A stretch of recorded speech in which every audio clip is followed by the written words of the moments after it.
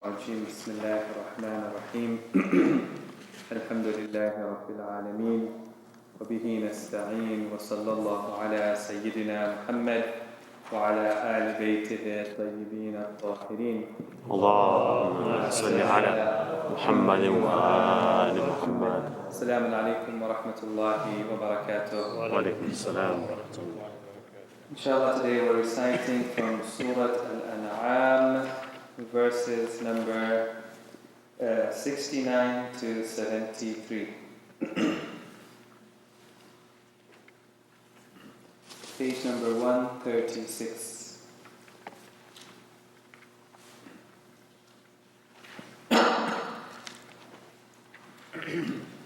أعوذ بالله من الشيطان الرجيم.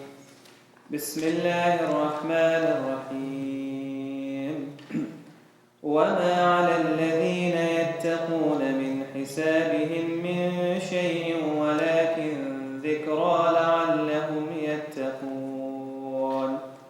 وذر الذين اتخذوا دينهم لعبا ولهوا وغرتهم الحياة الدنيا وذكر به أن تبسل نفس بما كسبت ليس لها من دون الله ولي ولا شفيع وإن تعدل كل عدل لا يؤخذ منها أولئك الذين أبسلوا بما كسبوا لهم شراب من حميم وعذاب أليم بما كانوا يكفرون.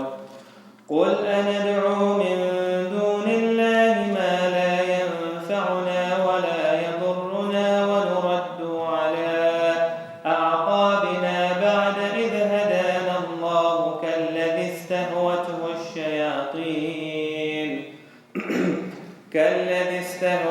الشياطين في الأرض حيران له أصحاب يدعونه إلى الهدى ائتنا قل إن هدى الله هو الهدى وأمرنا لنسلم لرب العالمين وأن أقيموا الصلاة واتقوه وهو الذي إليه تحشرون وهو الذي خلق السماوات والأرض بالحق ويوم يقول كن فيكون قوله الحق وله الملك يوم ينفخ في الصور عالم الغيب والشهادة وهو الحكيم الخبير. صدق الله العلي العظيم.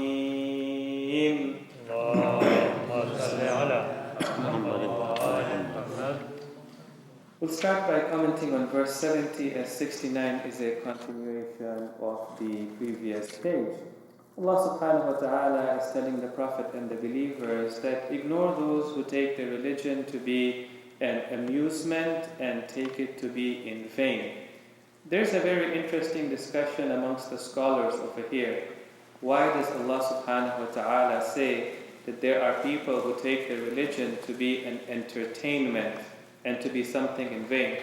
Some of these scholars have said this is because the beliefs that they had were beliefs which were vain beliefs. Their belief in polytheism, in jahiliyyah, in not using their intellect, this is obviously in vain. But there is a second commentary which is very interesting. It says that it's not the content of their religion only, but rather the way they treated their religion. For them, religion was not based in reality. It had no real consequences. They had no belief in the akhirah. They just felt that their religion was a way of giving social order to them. They were proud to belong to that religion the way they would belong to an ethnicity or to a culture or to a tribe, for example. And they would take pride in it. But otherwise, it wasn't about real consequences. In other words, for them, their religion was a brand. It was a club. And they were just happy belonging to that brand and that club. They never thought that religion is actually supposed to change your life, change your society, change your hereafter as well. So Allah subhanahu wa ta'ala tells the Prophet, ignore them.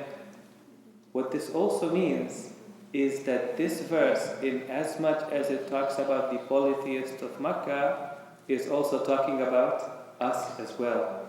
That we have to be careful not to think of our religion the way we think of our nationality, our religious identity the way we think of our national identity or any other identity. That's a good sense of belonging, but this is very real.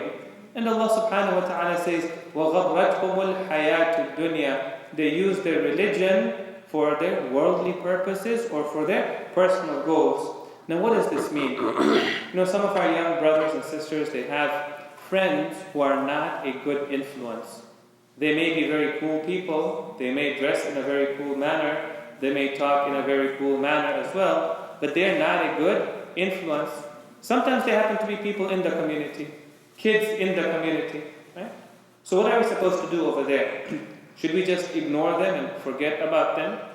So here Allah subhanahu wa ta'ala making a very delicate point, saying that on one hand, don't put yourself in a position where you are influenced by them, okay? Don't hang out with them the way everything is normal and whatever they do is something that inspires you.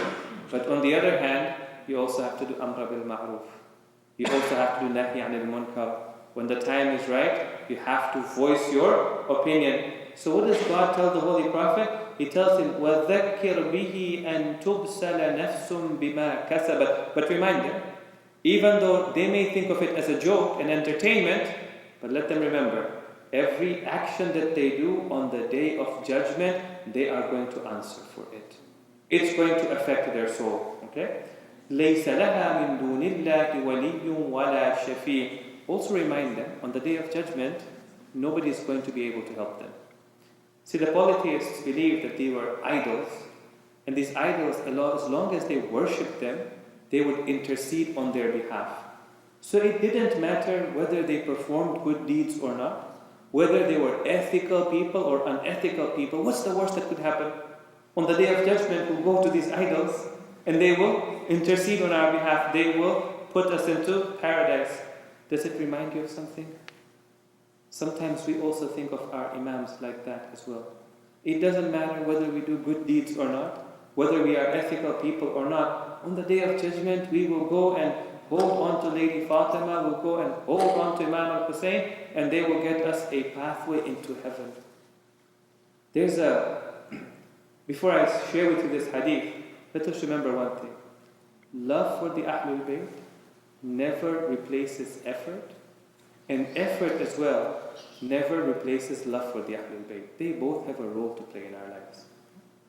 The famous hadith from the 6th holy Imam, we're told that his wife or his aunt, I can't remember who now, when he passed away, Abu Basir, who was a close companion of the Imam, came back to Medina. He was out of Medina at that time.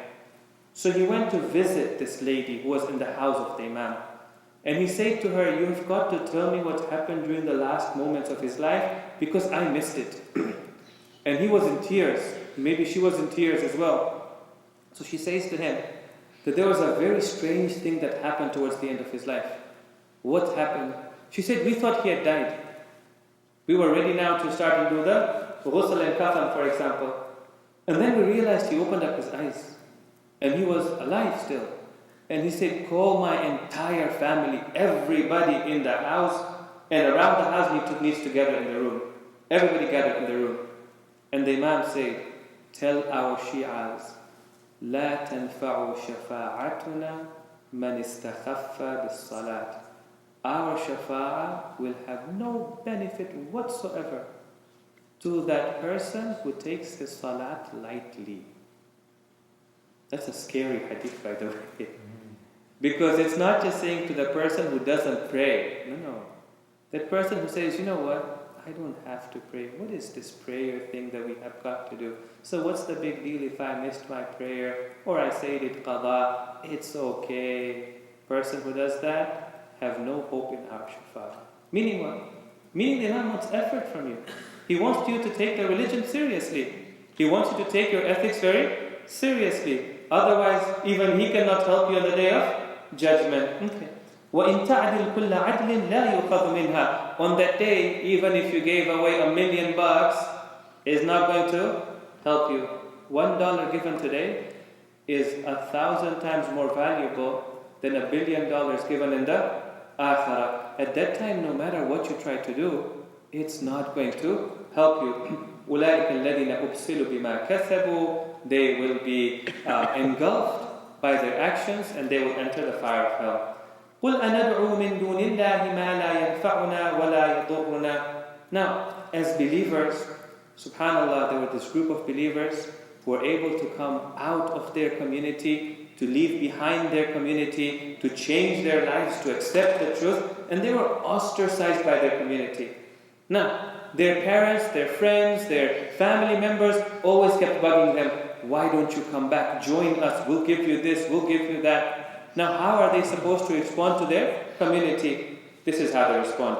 Should we call upon someone other than Allah who does not benefit us, nor does He harm us?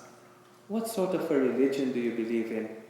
Your religion neither brings about positive change in your life, nor does it harm the person who doesn't follow this religion, because your religion is just taken as a game. وَنُرَدُّ عَلَىٰ أَعْقَابِنَا بَعْدَ إِذْ هَدَانَا اللَّهُ. Why would we want to return back to imperfection after Allah subhanahu wa ta'ala has guided us? There was this young man, I think I've shared this with you, who was a rebel in his family. His mother passed away. True story, just happened a few years ago.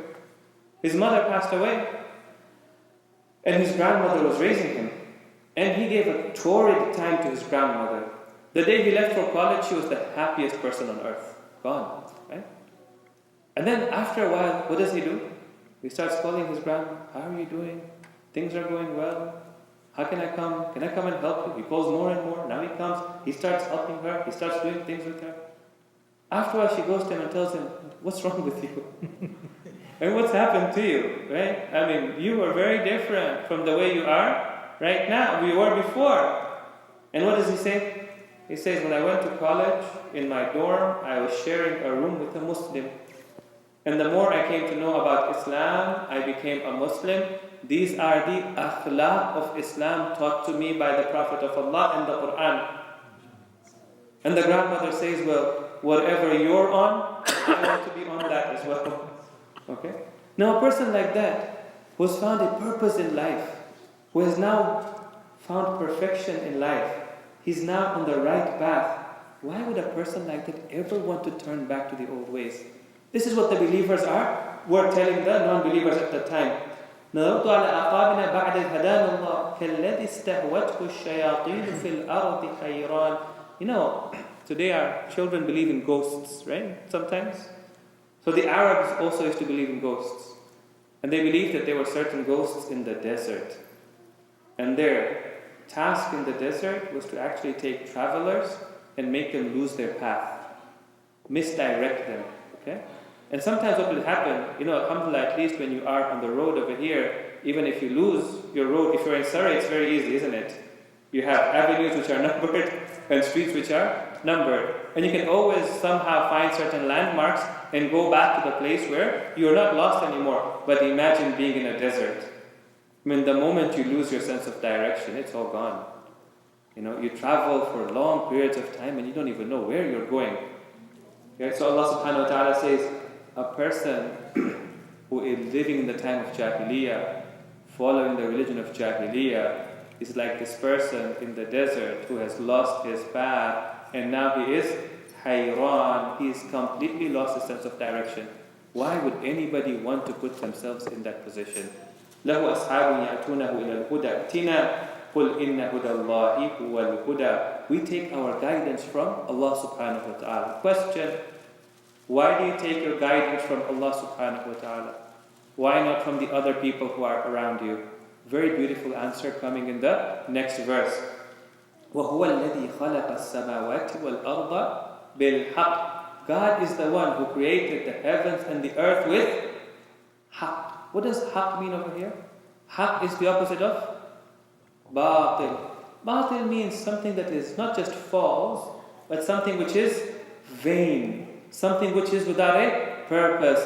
Therefore God created the heavens and the earth with a purpose. Everything that exists with a particular purpose. Even the smallest of things has a purpose. The other day I mentioned to you, and when we were at the farm, you look at bees, for example. Bees also have a purpose. They're not just survivals of evolution. What is the purpose of bees? The purpose of bees is to pollinate, right?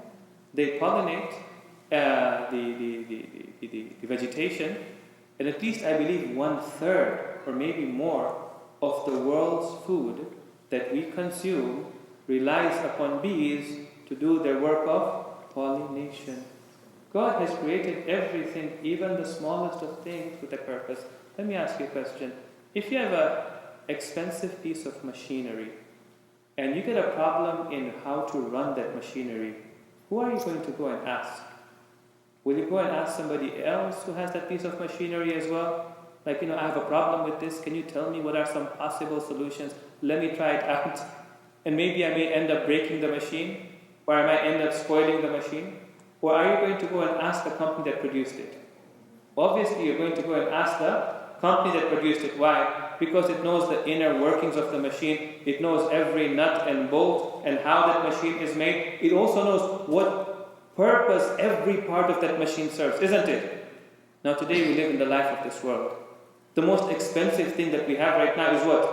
Is our life. You want to learn how to live your life. You're going to go and ask other human beings? Or are you going to take your guidance from the one who created the heavens and the earth, everything with a purpose? وَيَوْمَ يَقُولُ كُنْ فَيَكُونُ قَوْلُهُ الْحَقِّ. And the verse continues and says, on the day of judgment, when he says, be, and everything will become, every statement of is purposeful. To him belongs the kingdom on the day when the trumpet is blown. He is the knower of the seen and the unseen. He is the all-wise and the all-knowing. One last point over here before we end. Important point, okay? Kun fayakun. What does that mean? It means be, and so it is. So what does that mean? I think there is some misconception about this. When we think of kun fayakun, we think of a wizard and his wand, right? And the moment he says kun, and then it becomes, like it just appears out of nowhere, right? And we think this is how God works as well. Up in the heaven, he says kun, like everybody can hear kun, the angels hear that, and then suddenly things start to appear out of nowhere. That's not really the understanding in the Quran. See, what it really means is when God destines something, he doesn't say it actually. There is no voice coming out of heaven. Kun means he's destined something. Then it doesn't rely on other factors to happen. It is going to happen. Let's say if I want to build a building, okay? I make a decision, I'm going to build a building. I rely on so many people. I need the engineer to do his work. I need the contractors to do their work. I need the suppliers to supply me with the material. I need the workers to come and do the work. And unless those people come, my building is not going to get built. So even if I decide something, I still depend upon others to do their part. That's not the case with Allah subhanahu wa ta'ala. When He decides something, doesn't matter anymore what anybody else says. It is going to happen. Now, how is it going to happen? Is it going to happen immediately? No. Sometimes it happens immediately, and sometimes it happens over billions of years. Therefore, when we talk about the creation of the heavens and the earth, some Muslims have the mistaken understanding that no, God said kun, and all the stars suddenly appeared out of nowhere, boom, like that. No.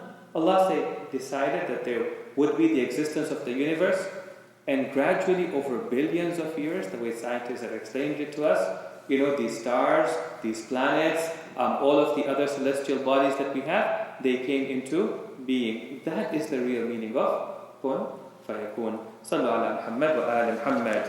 اللهم صل على محمد وآل محمد.